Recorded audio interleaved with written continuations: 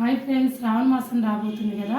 అమ్మవారికి ఎంతో ఇష్టమైన గాజుల దండలు అయితే తయారు చేశానండి. దీని తయారీ విధానం చూద్దాము. ఇది చిట్టి గాజుల దండ అండి. దీని తయారీ కూడా చూద్దాం. ఇదిగోండి, చిట్టి గాజులతో అయితే ఇంట్లో చిన్న అమ్మవారు ఉంటుంది కదా, అమ్మవారికి కూడా ఒక దండ తయారు చేశాను. దీని తయారీ విధానం కూడా చూద్దాము. విధానము ఇలా పువ్వులు దారం తీసుకోండి.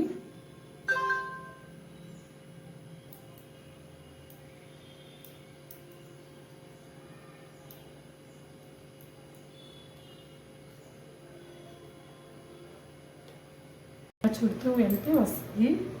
ఇదిగోండి, ఇలా పెట్టేసి ఇలా చుట్టాలండి. ఇలా మన ఇష్టం అండి, ఎన్ని గాజులతో చేసుకోవచ్చు అండి. అంటే ఎరుపు గ్రీన్ రెండు కలర్స్ అమ్మవారికి ఇష్టమైన కలర్స్ కదండి, అందుకని ఆ రెండు కలర్స్ తోటి దండ తయారు చేస్తున్నాను. ఇదిగో ఇలా చేస్తే దండ అయితే తయారైద్దండి. ఇదిగోండి, దండ అయితే తయారైంది. మీకు నచ్చితే లైక్ చేసి షేర్ చేసుకోండి.